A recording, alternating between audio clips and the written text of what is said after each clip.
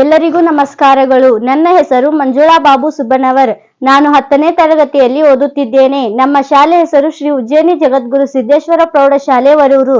ಈ ಚಟುವಟಿಕೆಯಲ್ಲಿ ನಾನು ಪರಾವರ್ತಿತ ಕ್ರಿಯೆ ಮತ್ತು ಪರಾವರ್ತಿತ ಛಾಪದ ಬಗ್ಗೆ ತಿಳಿಸಿಕೊಡುತ್ತಿದ್ದೇನೆ. ಇದಕ್ಕಾಗಿ ನಾನು 10ನೇ ತರಗತಿಯ ಅಧ್ಯಾಯ 6ರ ಚಿತ್ರವನ್ನು ತೆಗೆದುಕೊಂಡಿದ್ದೇನೆ.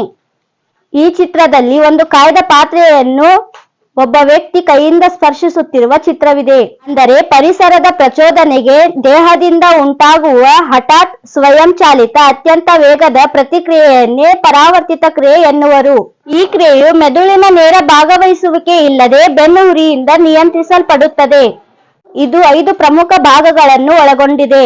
ಮೊದಲನೆಯದಾಗಿ ಗ್ರಾಹಕ. ಇದು ಕೈಯಲ್ಲಿನ ಚರ್ಮದ ತಾಪದ ಗ್ರಾಹಕವಾಗಿದೆ.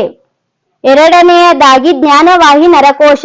ಇದು ಗ್ರಾಹಕಗಳಿಂದ ಬಂದ ತಾಪದ ಸಂದೇಶವನ್ನು ಮೆದುಳು ಬಳ್ಳಿಯಲ್ಲಿರುವ ಸಂಬಂಧ ಕಲ್ಪಿಸುವ ನರಕೋಶಕ್ಕೆ ಸಾಗಿಸುತ್ತದೆ.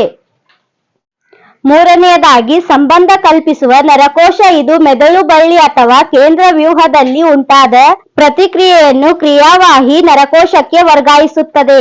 ನಾಲ್ಕನೆಯದಾಗಿ ಕ್ರಿಯಾವಾಹಿ ನರಕೋಶ.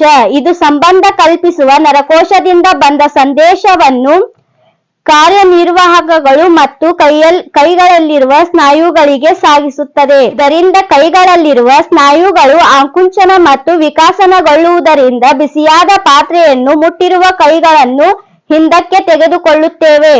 ಅಂದರೆ ಪ್ರಚೋದನೆಯು ಗ್ರಾಹಕಗಳಿಂದ ಜ್ಞಾನವಾಹಿ ನರಕೋಶಕ್ಕೆ, ಅಲ್ಲಿಂದ ಸಂಬಂಧ ಕಲ್ಪಿಸುವ ನರಕೋಶಕ್ಕೆ ಸಾಗಿಸಲ್ಪಟ್ಟು ನಂತರ ಪ್ರಕ್ರಿಯೆಯು ಕ್ರಿಯಾವಾಹಿ ನರಕೋಶಕ್ಕೆ, ಕೊನೆಯಲ್ಲಿ ಕಾರ್ಯನಿರ್ವಾಹಕಗಳಿಗೆ ತಲುಪಿಸುವ ಮಾರ್ಗವನ್ನೇ ಪರಾವರ್ತಿತ ಛಾಪ ಎನ್ನುವರು. ಧನ್ಯವಾದಗಳು.